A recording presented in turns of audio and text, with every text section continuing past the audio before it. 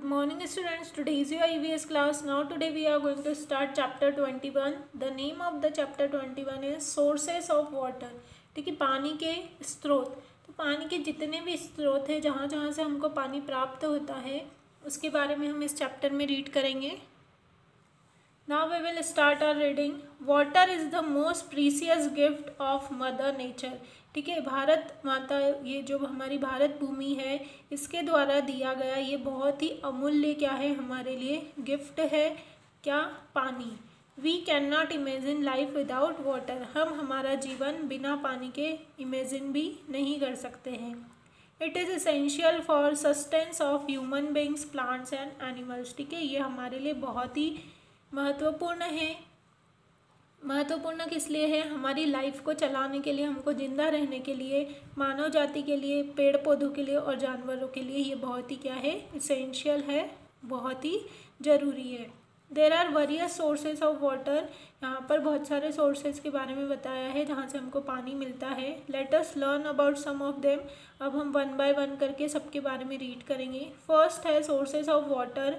Rain water is the primary source of water on the earth. ठीक है, बारिश से आने वाला पानी सबसे पहला सोर्स है जो कि पृथ्वी पर आता है. It is considered to be the purest form of natural water. ठीक है, इसको सबसे पवित्र रूप माना गया है पानी का, प्राकृतिक पानी का, जो कि बारिश के द्वारा धरती पर आता है. The rainwater gets collected in different water bodies like ponds, lakes, rivers and seas. ठीक है, पानी जो बारिश का पानी होता है वह अलग अलग जो वाटर बॉडीज़, पानी के स्रोत होते हैं उसमें कलेक्ट किया जाता है, जैसे कि तालाब, झील, नदियाँ और समुद्र.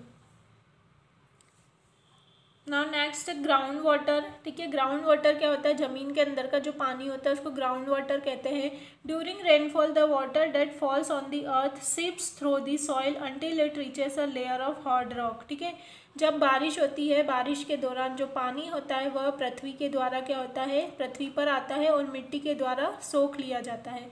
और वह जब तक नीचे जाता है जब तक कि पत्थर की सतह नहीं आ जाती. ज़मीन में आपने देखा है खुदाई होती है तो पहले तो ऊपर मिट्टी निकलती है, फिर नीचे कहीं जाके बहुत गहराई में क्या निकलते हैं, पत्थर निकलते हैं. तो जब तक चट्टानों की और पत्थर की लेयर नहीं आ जाती पानी को मिट्टी क्या करती है, सोख लेती है. The water gets collected here in is called ground water. और यहाँ पर आकर पानी क्या होता जाता है, इकट्ठा होता जाता है और इसी को ग्राउंड वाटर कहते हैं. Having passed through many layers of soil, this water is fully filtered. ठीक है, बहुत सारी मिट्टियों की सतह को ये क्या करता है, क्रॉस करके जाता है, उसको पार करके जाता है. तो ये पानी अपने आप क्या होता है, पूरी तरह से फिल्टर्ड हो जाता है, साफ़ हो जाता है. It is free from dust and harmful germs and is clean and safe for drinking. ठीक है, इसमें जितने भी डस्ट पार्टिकल है और हार्मफुल जर्म्स है वो सब खत्म हो जाते हैं और ये पानी पीने के लिए सेफ मतलब सुरक्षित हो जाता है. It may contain some sand particles which can be filter out easily. ठीक है, इसमें क्या होता है कि जो इट में कंटेन सम एंड पार्टिकल्स, इसमें फिर जो बचे हुए पार्टिकल्स होते हैं डस्ट की और ये, तो उनको फिर क्या किया जाता है, इजीली फिल्टर किया जा सकता है. लेकिन जो इसमें बहुत ज़्यादा गंदगी रहती है वह जब ज़मीन से ऊपर से नीचे तक जाता है इतनी सारी लेयर पार करके तो वो अपने आप ही फिल्टर हो जाता है. Ground water can be made available by various methods. ठीक है, जो ज़मीन का पानी होता है उसको हम बहुत सारी मेथड्स के द्वारा यूज़ कर सकते हैं, उसको हम उपयोग में ला सकते हैं. फर्स्ट है वेल्स. जैसे वेल्स मतलब होता है कुएँ. देखिए यहाँ पर वेल की पिक्चर दी हुई है. Well are one of the oldest means of extracting ground water. ठीक है, जो कुएँ है वो एक पुराना पानी का, ज़मीन से पानी निकालने का एक तरीका है. A well has pebbles at the bottom. जो कुआं होता है उसमें सबसे नीचे क्या लगे होते हैं, पत्थर, पेबल्स लगे होते हैं. These pebbles help in filtering the water. और ये जो पेबल्स है ये पानी को फिल्टर करने में मदद करते हैं. Well should always be covered and clean regularly. ठीक है, लेकिन जो कुएँ होते हैं उनको हमेशा कवर करके रखना चाहिए और साफ़ उनको रोज़ाना साफ़ करना चाहिए. Water from a clean and covered well is safe for drinking. क्योंकि ऐसा जो पानी होगा जो ढका हुआ होगा और साफ़ होगा वो पीने के लिए सेफ़ होगा, हमारे लिए सुरक्षित होगा. नाउ नेक्स्ट है हैंड पम्प्स. सेकेंड टाइप है hand pump. Hand pump are one of the most popular means of extracting ground water. ठीक है, ये भी एक बहुत ही फेमस तरीका है ज़मीन से पानी निकालने का. The pipe should be शंक deep in the ground. इसमें पाइप को क्या किया जाता है, बहुत अंदर डीप तक डाला जाता है if we have to get pure water, अगर हमको पानी बिल्कुल साफ़ चाहिए, क्योंकि जितना ज़मीन के अंदर का पानी होगा वो उतना ही क्या होगा, साफ़ होगा। ये देखिए हैंडपम्प की फ़ोटो, इसको हाथ से चलाया जाता है इसलिए हैंडपम्प कहा जाता है, और इसको जब चलाते हैं तो इस नल से पानी आता है। नाउ नेक्स्ट है ट्यूबवेल्स, ठीक है, जो बोरिंग्स होते हैं, borings tubewells are extensively use for draining out ground water, ठीक है, इनका बहुत ज़्यादा यूज़ किया जाता है ग्राउंड वाटर को निकालने के लिए, मेनली फॉर इरिगेशन, ठीक है, खेतों में सिंचाई के लिए इनका सबसे ज़्यादा उपयोग किया जाता है, और अब तो घरों में भी ट्यूबवेल का ही सबसे ज़्यादा उपयोग किया जाता है। नाउ योर नेक्स्ट टॉपिक है पॉन्ड्स एंड लेक्स, ठीक है, तालाब और झील। There are a number of big and small shallow and deep ditches on the earth surface, ठीक है, जो पृथ्वी की सतह होती है उस पर बहुत सारे छोटे, उथले और गहरे क्या किए जाते हैं, गड्ढे किए जाते हैं जो कि काफ़ी बड़े होते हैं। When it rains, rain water gets collected in them, और जब बारिश होती है तो उसमें इनका पानी इकट्ठा किया जाता है। A small water body with less water is called a pond, ठीक है, जो एरिया छोटा होता है जिसका गड्ढा उथला हुआ होता है उसको तालाब कहते हैं।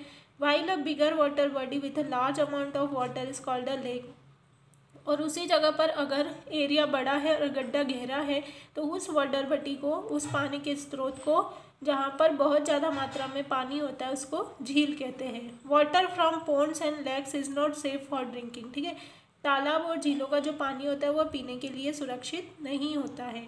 It contains a lot of mud, क्योंकि उसमें बहुत सारी क्या होती है, मिट्टी, जर्म्स एंड इम्प्योरिटीज़, उसमें बहुत सारी क्या होती है, इम्प्योरिटीज़ होती है, वह प्योर नहीं होता है, जर्म्स होते हैं उसमें क्योंकि वो पानी एक जगह रुका हुआ होता है। ओके, तो ये देखिए यहाँ पर पॉन्ड दिख रहा है आपको, तालाब।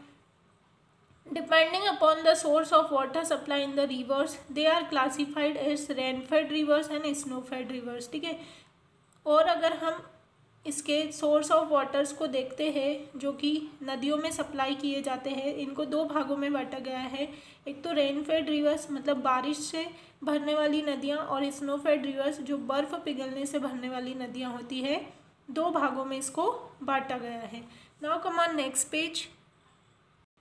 नाउ फर्स्ट है रेनफेड रिवर्स। यहाँ पर रेनफेड रिवर्स के नेम दिए हुए हैं जैसे कावेरी, नर्मदा, गोदावरी, महानंदी एंड कृष्णा। इसमें क्या होता है, जब बारिश होती है तो बहुत इनका जो वाटर लेवल है वो हाई पर पहुँच जाता है और पानी इनमें अच्छी तरह से भर जाता है। नाउ नेक्स्ट है स्नोफेड reverse. These rivers get water from the melting ice और snow in the mountains। जब पहाड़ों की बर्फ़ पिघलती है तो इन नदियों में पानी जाता है और यहाँ का जो वाटर लेवल है वह बढ़ जाता है। और ये जो नदियाँ होती है बहुत ज़्यादा मात्रा में पानी को एक जगह से दूसरी जगह पूरे साल ले जाती है, क्योंकि जैसे जैसे बर्फ़ पिघलती है इनका पानी का लेवल बढ़ता जाता है। इनका जो एग्जाम्पल है कौन कौन सी नदियां हैं, यमुना, ब्रह्मपुत्र एंड गंगा। ये जो नदियां हैं ये पहाड़ों के पास में है, पहाड़ी क्षेत्रों में है, तो वहाँ से बर्फ़ पिघलती है और फिर इनमें पानी भरता है। नाउ नेक्स्ट है रिवर्स एंड डैम्स। रिवर्स मतलब होती है नदियाँ, और नदियों पर जो बनाए जाते हैं उनको डैम्स कहा जाता है।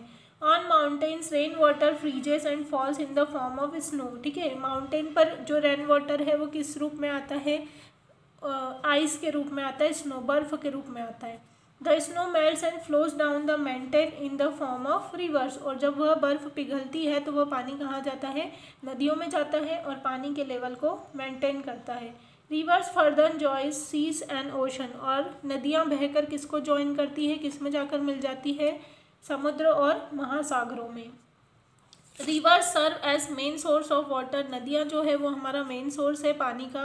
But this water is unfit for drinking. लेकिन ये हमारे लिए पीने के लिए साफ़ नहीं है, अनफिट है।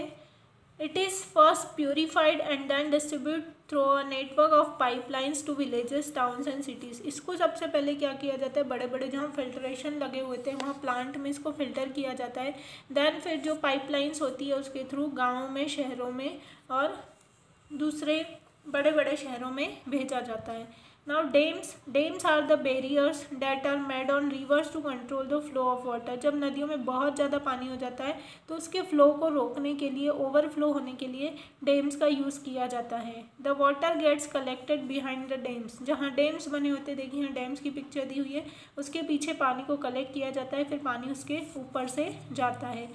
Water from dams is also send to agriculture areas through canals. फिर डैम्स के थ्रू जो नहर बनी होती है उन्हीं डैम के थ्रू ये पानी खेतों तक पहुंचाया जाता है और इससे इलेक्ट्रिसिटी भी बनाई जाती है। तो इसलिए जो डैम है वो भी हमारे लिए बहुत यूज़फुल है। Now next is sea and ocean, समुद्र एंड महासागर। Most of the rivers and streams fall into seas. ठीक है, बहुत सारी जो धाराएं होती है पानी की, जो झरने होते हैं वो कहाँ गिरते हैं, नदियों में और समुद्रों में। Seas and oceans are huge and deep water bodies. ठीक है, जो सागर और महासागर है वो बहुत ही गहरे और बहुत बड़े पानी के स्रोत है। But this water can not be use for drinking purpose because of its high salt content. ठीक है, लेकिन इनका पानी पीने योग्य नहीं होता है। इसमें पानी की मात्रा भले ही बहुत ज़्यादा होती है लेकिन ये बहुत खारा होता है, हम इसको पीने में यूज़ नहीं कर सकते। It also contains various other impurities, और इसमें दूसरी भी बहुत सारी इम्प्योरिटीज़ होती है क्योंकि इसमें बहुत सारे बड़े बड़े जो वाटर एनिमल्स है वो रहते हैं। Now come on next page. Now next topic है how water reaches our homes. ठीक है, पानी जो है वो हमारे घरों तक कैसे पहुंचता है। We can not consume water directly from rivers as they contain impurities and germs. ठीक है, हम डायरेक्ट जो बारिश का पानी आता है उसको इकट्ठा करके नहीं रख सकते क्योंकि उसमें क्या होती है, बहुत सारी अशुद्धियाँ होती है और उसमें बहुत सारे जर्म्स होते हैं। Therefore it needs to be purified first. इसलिए यह आवश्यक है कि उसको सबसे पहले क्या किया जाता है, सुरक्षित स्वच्छ बनाया जाता है, प्यूरिफाई किया जाता है। Water from different water bodies mainly rivers is brought to the purification plant through use pipes. ठीक है, पानी के जो स्रोत हैं वहाँ से पानी को कहाँ ले जाया जाता है, मेनली जो रिवर्स नदियाँ होती है। प्यूरिफिकेशन प्लांट बने होते हैं बड़े बड़े जहाँ पर पानी को प्यूरिफाई किया जाता है, बड़े बड़े पाइपों के द्वारा पानी को वहाँ पर ले जाया जाता है। Here it is filtered in a sedimentary tank and filters of sand and gravel. ठीक है, इनको एक बड़े बड़े टैंक होते हैं जिसमें दवाइयाँ डली होती है, उसमें से इसको प्यूरिफाई किया जाता है और इसमें से जो रेत और मिट्टी और अनवांटेड चीज़ें उनको अलग किया जाता है। In this process the impurities and dust are remove from water. The water is then purified with chemicals like chlorine to make it free from germs. ठीक है, इसमें से सबसे पहले डस्ट मतलब धूल मिट्टी और जो रेत है, सैंड है, उसको रिमूव किया जाता है और देन उसके बाद फिर केमिकल यूज़ किया जाता है जिसका नाम है क्लोरीन, जो कि पानी को जर्म्स फ्री बनाता है, उसको जर्म्स से साफ करता है।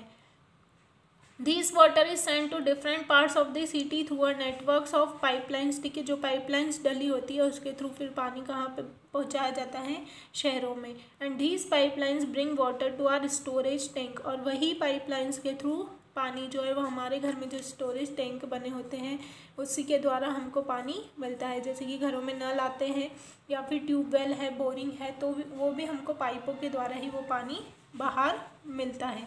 This storage tank has several connections through pipes with taps in our house, और फिर उन्हीं हमारा जो स्टोरेज टैंक होता है उससे पाइपलाइंस डलती है और अलग अलग जगह हम जहाँ हमको यूज़ करना है वहाँ पर हम टैप्स लगाते हैं, नल लगाते हैं और पानी का उपयोग करते हैं।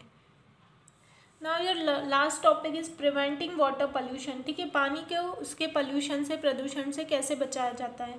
Water from water bodies is used by human beings for many activities like drinking, bathing and watering plants and crops। ठीक है, पानी जो है वो पानी के स्रोतों से मनुष्य के द्वारा बहुत सारी एक्टिविटी के लिए यूज़ किया जाता है, जैसे पानी पीने के लिए, नहाने के लिए, पेड़ पौधों को पानी देने के लिए, फसलों को पानी देने के लिए।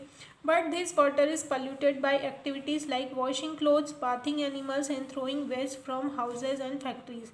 लेकिन जो पानी है वो पल्यूट हो सकता है कौन सी एक्टिविटीज़ के द्वारा, हमारी कौन सी हरकतों के द्वारा, जैसे कि नदियों में जाकर कपड़े धोना, जानवरों को नहलाना, एंड जो वेस्ट मटेरियल है, घर का जो कचरा है और फैक्ट्रीज़ का जो कचरा है वो नदियों में बहाना। देखिए वेस्ट इन वाटर, ये कितना गंदा जो वेस्ट है वो सब पानी में बहाया हुआ है और जो लोग हैं यहाँ पर क्या कर रहे हैं, नदियों में वॉशिंग क्लोथ्स, कपड़े धो रहे हैं। तो ये क्या करता है, हमारे पानी को पल्यूट करता है। Use of polluted water by human beings leads to various disease like typhoid and jaundice. ठीक है, अगर हम पल्यूटेड पानी का यूज़ करते हैं तो मानव को बहुत सारी बीमारियां हो सकती है, जैसे कि टाइफाइड है, जॉन्डिस है, पीलिया है। Polluted water also causes harm to aquatic animals, और एक्वेटिक एनिमल्स मतलब होता है पानी में रहने वाले जानवर, तो उनके लिए भी ये पानी क्या है, बहुत ही नुकसानदायक है। To keep the water bodies clean, we should not throw waste in water bodies, ठीक है। हमको हमारे जो पानी के स्रोत हैं उनको साफ रखना चाहिए, उनमें कचरा और गंदगी आदि नहीं फेंकना चाहिए। We should not immerse idols of god and throw dead bodies into rivers, ठीक है। जो मूर्तियाँ होती है जो पानी में बहाई जाती है वो भी नहीं बहानी चाहिए, और जो डेड बॉडीज़ है उसको भी नदियों में नहीं डालना चाहिए। We should try to prevent mishaps like oil spills, leakage of crude oil in water bodies, ठीक है। हमको उसको साफ़ करने के लिए बचना चाहिए, जैसे अनलकीली जो एक्सीडेंट्स हो जाते हैं पानी में गिरने से, तो उससे भी क्या होना चाहिए, बचना चाहिए। क्योंकि जो leakage of crude oil in water bodies, जो ऑयल होता है और जो भी हमारे शरीर से निकलने वाली जो गंदगी होती है, जो चीज़ें होती है, वो पानी में मिक्स होती है और फिर वो पानी हमारे लिए क्या होता है, हार्मफुल होता है। तो इस तरह से हम पानी के जो स्रोत हैं हमारे, उनको हम प्रिवेंट कर सकते हैं। यहाँ पर आपका ये चैप्टर कंप्लीट होता है। अब इसकी एक्सरसाइज और क्वेश्चन आंसर बचे हैं, जिसके लिए मैं आपको एक वीडियो और सेंड करूँगी, तो उसमें आपकी एक्सरसाइज और क्वेश्चन आंसर कवर हो जाएंगे। तो यहाँ तक आपको चैप्टर को अच्छे से रीड करना है, और जो भी एक्सरसाइज आपको नोटबुक में करने के लिए मिलती है उसको नोटबुक में कंप्लीट करना है। Thank you.